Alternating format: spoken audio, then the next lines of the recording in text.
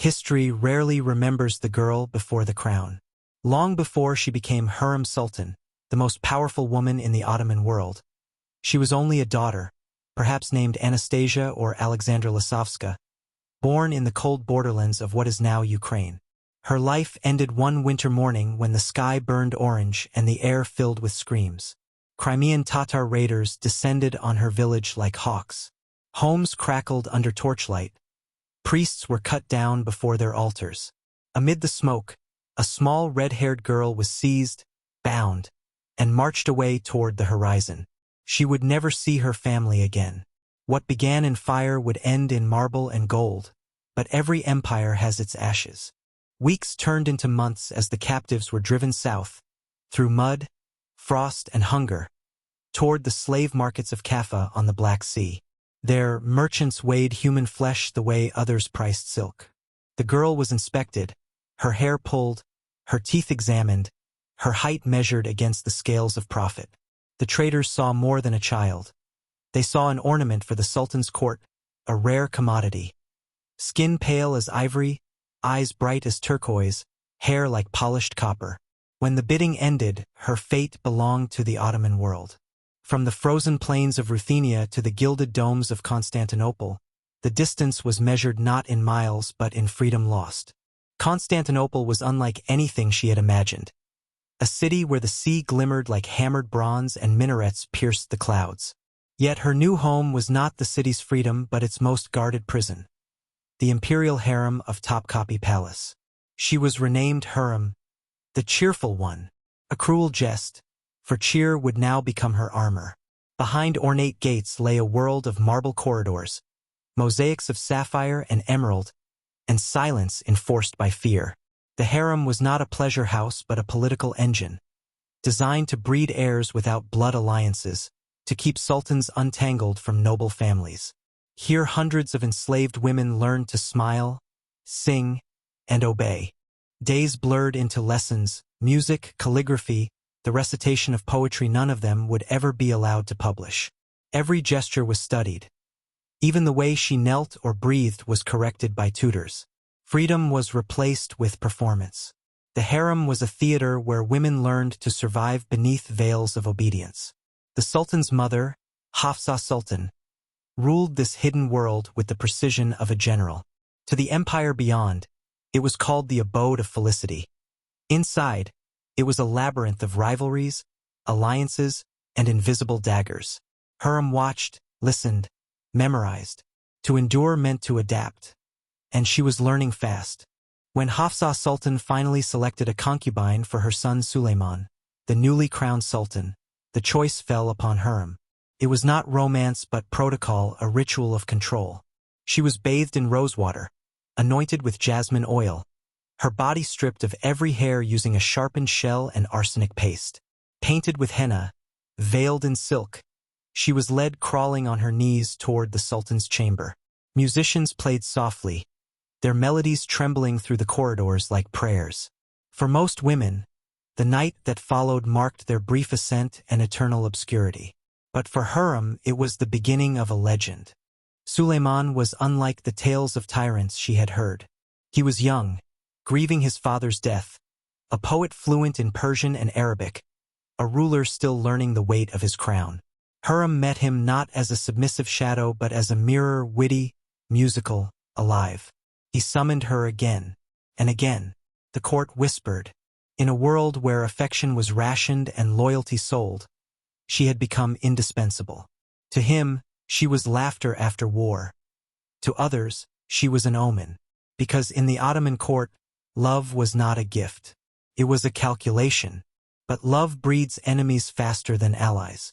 Mahidevran, Suleiman's former favorite and the mother of his eldest son Mustafa, saw her own influence slipping. One morning she attacked Hurrem in a fit of rage, her nails tearing skin and pride alike.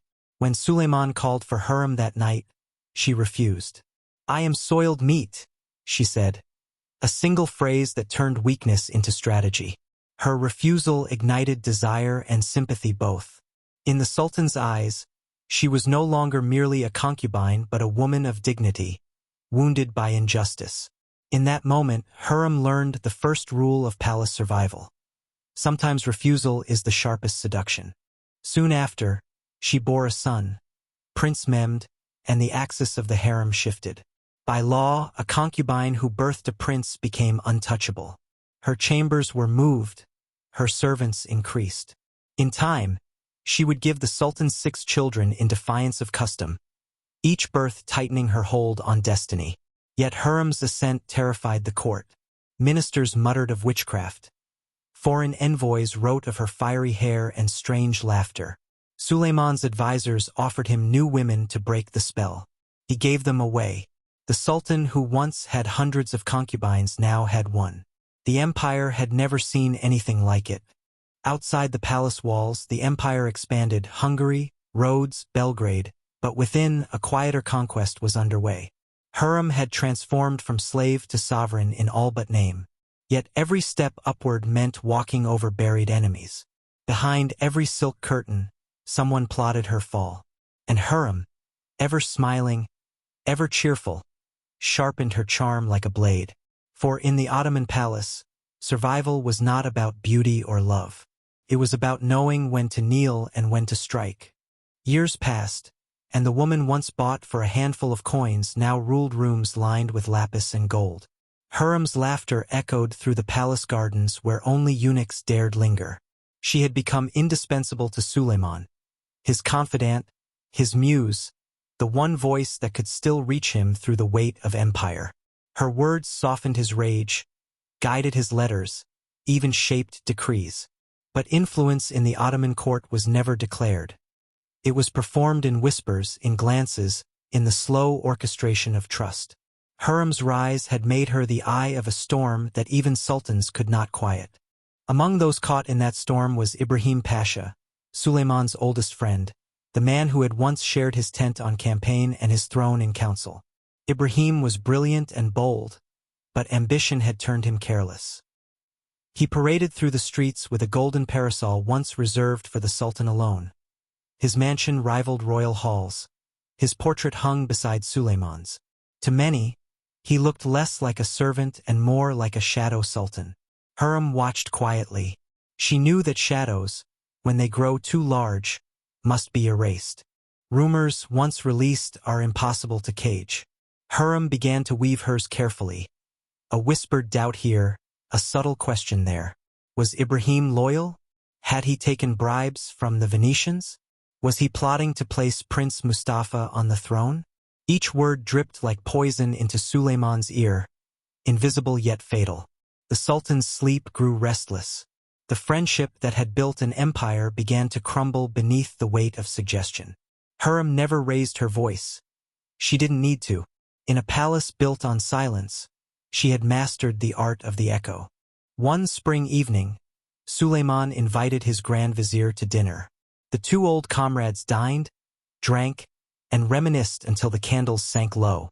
When laughter faded to silence, Suleiman rose, eyes hollow with decision. By dawn, the servants found Ibrahim's chambers empty. He had been strangled with a silk bowstring, the mark of royal execution. No blood, no trial, only absence. The empire woke to rumors. Hurrem woke to victory. Quiet, complete, and irreversible. She had removed the man who once ruled beside her husband without ever drawing a blade. The court gasped but adapted. Fear breeds obedience faster than loyalty. Hurrem understood that every death carved a warning into marble. The cheerful one should not be crossed. Yet she also knew power demanded disguise. To the public, she became the sultan's pious benefactor, a builder of mosques, a mother of the poor, the charitable face of imperial grace. Behind that benevolence hid the same mind that had turned whispers into weapons. Hurrem had learned to balance silk and steel with equal ease. But one threat still haunted her nights. Prince Mustafa, the firstborn, son of Mahidevran, adored by the army and loved by the people. He was everything her own sons could never be, untouched by rumor, groomed for power, beloved by soldiers. Ottoman law was cruel. When a sultan died, all sons were equal, and all but one would perish. If Mustafa lived to rule, Hurrem's sons would hang from bowstrings. Maternal love hardened into strategy. She began to see motherhood not as tenderness but as war by other means. Her ally in the silent war was Rustam Pasha, a man of low birth but high cunning whom she married to her daughter Marima. Through him, she reached the veins of the empire, the treasury, the army, the vizier's council. Together they wove reports, intercepted letters, and magnified suspicion until even Suleiman's love for his eldest son began to tremble. Hurrem's hands never touched the bowstring, but they guided the one who held it. When the final act came, it unfolded not in the harem but on the battlefield. Mustafa, hearing whispers of treason, rushed to his father's camp to clear his name.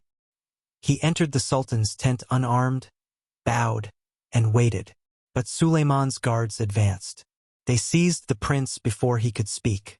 Within moments, the tent that had birthed empires became a tomb. Mustafa was strangled in his father's presence. Outside, soldiers wept. Inside, silence reigned. A silence Hurrem had crafted with perfect precision. News of Mustafa's death spread through the empire like wildfire. The streets of Bursa filled with mourning banners. Poets cursed Hurrem's name in secret verses. Yet within the palace, no one dared speak her guilt aloud. She moved through marble halls as calm as ever, her veil hiding a face carved from resolve. The empire called her witch, foreigner, temptress. But beneath those titles lay something rarer. A woman who had rewritten the rules of survival in a world designed to erase her. 14 years after the night she first crawled toward the sultan's bed, Hurrem did the unthinkable. Suleiman, ruler of 3 continents, breaker of armies, freed his slave and made her his wife. No Ottoman sultan had married a concubine in over a century.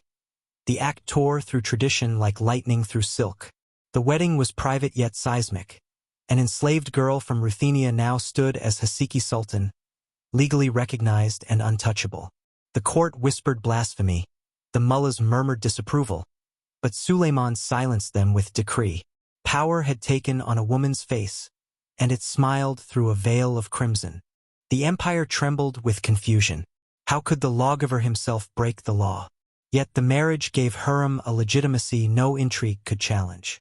She received an allowance fit for viziers, apartments beside her husband, and an authority that reached beyond the harem gates. Ambassadors from Venice and Poland now addressed her as Sultana, and letters bearing her seal crossed oceans. She used her position not to indulge but to build. For the first time, the harem opened its marble gates to compassion. Hurrem's philanthropy became her armor. She built mosques, fountains, schools, and hospitals, each stone a counterweight to scandal. Her crowning achievement, the Hasiki Sultan Complex, rose on the city's 3rd hill, a sanctuary of worship and healing for women and the poor. She even ordered a hospital beside the slave market, a gesture that blurred the line between penance and defiance. Every charitable act carried a whisper, the woman they called which could also be mercy incarnate. Through architecture, she rewrote memory itself. Yet even as domes rose, the palace darkened. Her eldest son, Mehmed, the hope of her lineage, died suddenly of smallpox at 21. The woman who had survived captivity, rivalry, and rumor was undone by grief. She spent nights beside his tomb, silent, motionless, her famed laughter gone. But sorrow in the Ottoman court was a luxury. Every tear risked revealing weakness.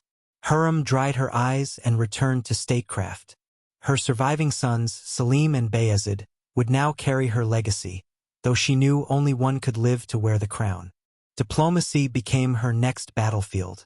Hurrem wrote letters to the King of Poland and the Shah of Persia, brokering truces through ink rather than sword. Her correspondence was measured, eloquent, strategic, each line calculated to preserve her son's future. Even foreign envoys marveled that a woman hidden behind lattice screens could influence wars. To the Christian courts, she was the bridge between crescent and cross. To her enemies, the spider at the empire's heart. Either way, the web held. Illness crept upon her in her 50s. Fevers came and went like tides. The once vibrant laughter dulled to whispers. Suleiman, who had faced cannons without flinching, now sat beside her bed, reciting verses he had written for her. My joy, my springtime, my one and only love. For 8 years after her death in 1558, he would wear plain linen, eat from earthen bowls, and command the empire through mourning. When he finally fell on campaign in 1566, he ordered that he be buried beside her, not as sultan and concubine, but as husband and wife. In death, they defied custom once more. Hurrem's tomb rose beside his at the Suleiman Mosque, a masterpiece of marble and calligraphy. Visitors who entered did not see the face of a courtesan or conspirator, but the legacy of intellect and endurance. Quranic verses lined the tiles. Mercy, faith, perseverance. The woman who once walked barefoot through fire now slept among sultans. Yet the empire she left behind would soon learn that her influence did not die with her body. She had opened a door no man could close. When Hurrem Sultan died in 1558, the palace dimmed as if the sun itself had withdrawn behind the domes of Topkapi. Suleiman the Magnificent, once the roaring lion of empire, became a man of silence. He no longer changed into fresh silk each day. His golden plates were replaced with clay bowls. The woman who had illuminated his reign through laughter, fury, and fire was gone, and with her departed the restraint that had kept his sons from devouring one another.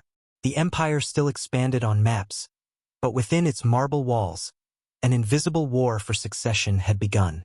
2 sons remained. Selim, the indulgent, gentle one, fond of poetry, wine, and laughter. Bayezid, the proud and restless, a soldier's son with a heart that beat too fast for obedience. Hurrem had loved them both, but she had known that the Ottoman law allowed no brothers to share the sun. For the dynasty to survive, one branch had to be pruned. Now, with their mother's counsel silenced by death, the ancient law sharpened its blade. What she had built with intellect and whispers would be tested by the cruelty she had once mastered. Bayezid rebelled first. He believed Selim weak, softened by wine and music, and saw himself as the empire's true heir. When their quarrels turned to open defiance, he fled east with his sons, seeking refuge in Persia. But the Sultan saw only betrayal. Suleiman issued the order with trembling hand. The traitor prince must die. The pursuit was merciless. Bayezid was captured with his 5 sons. They were strangled together with silk cords, the ancient mark of royal justice. No blood spilled, no trial read. Just the soft sound of threads tightening around a dynasty's throat. Hurrem's dream of a lasting lineage collapsed into silence. Only Selim remained, the son history would call Selim the Sot. He cared little for conquest, preferring verses to victories, wine to war. Yet his reign, though unremarkable, preserved something greater than empire. It preserved the doorway his mother had opened. Through Hurrem's marriage, her philanthropy, and her audacity, the role of women in Ottoman politics had transformed forever. The harem, once a prison of silk, became a throne room in disguise. From its latticed windows, new voices began to shape the fate of emperors. Historians would later call this new epoch the Sultanate of Women. For nearly a century, the mothers, wives, and daughters of sultans would guide policy, appoint viziers, and negotiate treaties, all from behind the veil. Kozum Sultan, Turhan Hadisi, Nurbanu, their influence traced directly to Hurrem's shadow. She had proven that a woman's intellect could steer an empire built for men, that affection could become armor, and that power could bloom even inside captivity. Her legacy was not a palace of marble, but an idea, that silence can rule as effectively as a sword. Centuries later, travelers still kneel before her tomb in Istanbul. Its tiles shimmer with verses of mercy and strength. No trace of scandal remains, only calm, eternal dignity. If the stones could speak, they would not whisper of seduction or deceit, but of a mind that bent empires without ever leaving its cage. Hurrem Sultan began as a stolen girl, a nameless captive sold for silver, yet she rose to outwit viziers, reshape a dynasty, and carve her name into history's marble. She was no saint, no witch, no villain. She was simply the most dangerous thing any empire could imagine. A woman who refused to disappear. If Hurrem's story endures, It is because it reminds us that power is never given freely. It is taken, shaped, and paid for in sacrifice. She turned captivity into command, affection into strategy, and survival into art. Long after her empire fell, her legacy remains alive in every woman who refuses to bow before the world that seeks to silence her. The Ottoman crescent may have faded, but the light that once shone through Hurrem Sultan's laughter still flickers, in marble, in memory, and in every voice that dares to rise from the shadows.